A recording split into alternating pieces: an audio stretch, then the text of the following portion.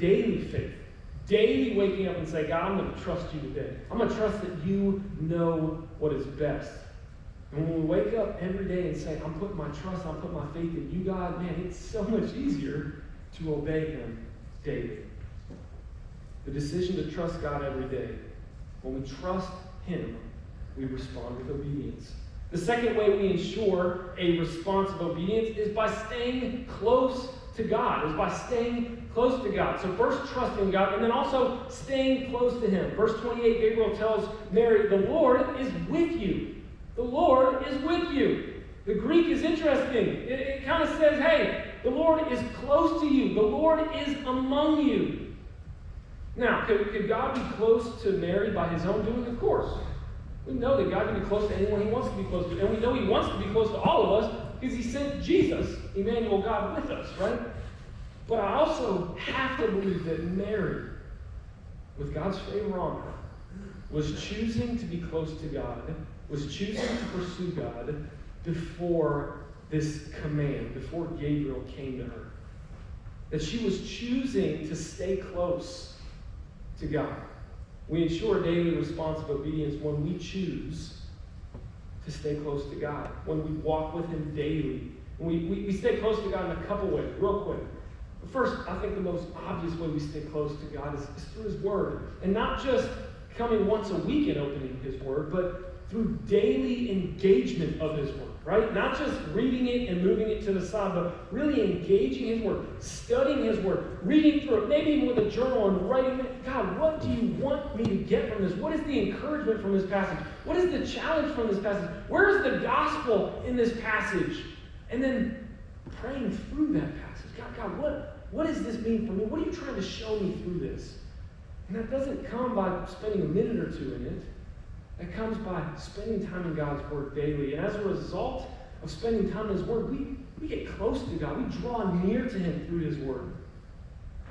I love that God's word is probably the best way that we can learn about God, that we can learn the qualities of God. And the more perfect qualities we learn about God, the closer we want to be to him, right? We can't say that with humans. Not always do you want to get closer to people the more you get to know them. But the more we get to know God, the more we learn about God through his word, the more we want to draw near to our perfect God, our perfect creator. Studying God's word is one way that we stay close to God, but actually talking and listening to God is another. I know it's tempting to think, okay, seriously, Christian, we know this. We know we need to read God's word. We know we need to talk to God. But sometimes I feel like God is waiting on me, saying, Christian, you study and you talk about me all the time and you sing songs about me.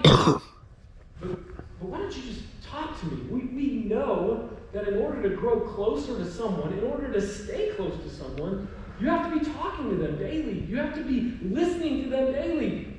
If my wife Katie and I just talked 3 times a day for a minute, would I stay close to Katie? If I just talk to Katie and never let her talk, will we stay close to each other? No. Eventually one would begin to move the other way. And I have to believe that it's similar with God. If we never spend time with him through communication, through talking to him and listening to him, it's going to be hard to stay close to him.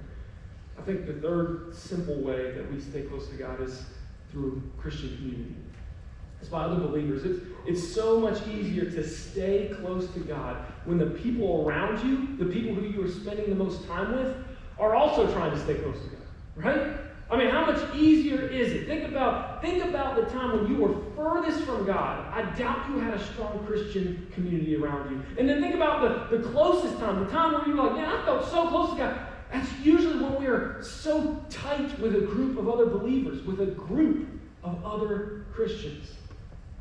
God has given us other believers. God has given us the church, yes, to share the mission. Yes, to share the gospel. Yes, to serve the world. Yes, to preach the good news. But also to build up the believers, right? And so we stay close to God through his word, through prayer, and through other believers. The third way we ensure a response of obedience is by submitting to God as Lord. Submitting to God as Lord. Mary says, I am the Lord's servant. She submitted to him as Lord. She knew who God was, and she knew who she was. God wasn't her buddy or her pal or her co-pilot. God was her Lord, and she was his servant. When we remember God as Lord, it is so much easier to obey him. If we just kind of keep God as a friend with good suggestions, we're probably going to obey God like we obey friends with good suggestions. Now, I appreciate that suggestion. I appreciate that opinion. In this case, it doesn't work for me, so thank you, but no thank you. I'm going to do what I want to do. If God is just a friend or equivalent to someone with good suggestions, then we're going to obey here and there, just like we adhere to friends or coworkers' opinions and preferences and ideas here or there. But if God is Lord, if we have made him Lord of our lives, if we say, God, I understand that you are the creator, you are my creator, you are my sustainer, you are the Lord of my life, then there is no should I obey. Our natural response to the Lord of our lives is obedience. It's natural. You don't even have to think about it. It's like when I was in high school, I struggled as team captain to always get my teammates to do what I wanted them to do, right? Because I was a teammate, I was a friend, I was in class with them. But as soon as coach walked in the room and said, this is what we're doing, go do it, there was no, I'm going to think about it. You went and did it, right? Because coach was on a totally different level. He was the man in charge. He was the guy who had control of the group. And we multiply that by like 1 billion to say God is not just a bigger version of us, not just a stronger version of us. He is on a different level. He is creator, the one who spoke things into existence. And when we view him and submit to him like that, it's not, okay, maybe I'll obey. It is, I have to obey. Because you are Lord of all things. So, a little sub-question. What is Lord of your life? This will drive your daily responses. If God is Lord of your life, you will obey him. But if he is just a friend with suggestions here and there, then we will obey him here and there. Keeping God as Lord leads to obedience. The fourth way, the fourth and final way to ensure a response of obedience is by remembering Jesus' obedience. By remembering Jesus' obedience. We have great examples of obedience in Mary, in Abraham, in Moses, in David, in Paul, and the disciples. There are several great examples of obedience in the Bible. But only one response of obedience that has the power to change us and change our hearts. And that's Jesus' obedience. God uses people in the Bible to point to his goodness and his plan. Mary's obedience is amazing, it's powerful, but not as powerful as Jesus' obedience. In Luke 22, Jesus says, I have come down from heaven, not to do my will, but to do the will of him who sent me. Sometimes I forget that Jesus wasn't like, I'm going to go down to earth. I'm going to go take care of things. I feel bad for them. They need my help. No, we know that God said, I have a plan. And Jesus said, I need you to go and die for them. I need you to go be the perfect sacrifice for them. And Jesus says, I will obey. I have come to do the will of him who sent me. And I want us to not miss this either.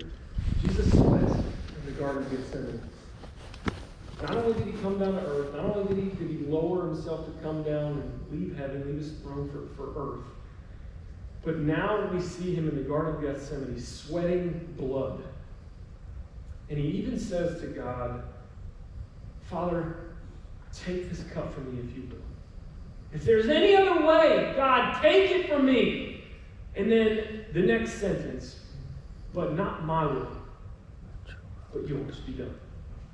Jesus was struggling. He was hurting. He was stressed. He was even maybe worried about what was going to take place in the next couple of days. And that pain and that suffering didn't stop him, even to the point of death on a cross. He obeyed God so that we could have life. Like Hebrews 5, 8 through 10 says, because of Jesus' obedience, we have hope and we have life. Through Jesus' obedience, we can have hope in life. It's not always going to be easy, right? Showing grace isn't always easy. Encouraging others isn't always easy. Putting others before ourselves is not always natural or easy. Showing self-control isn't always easy.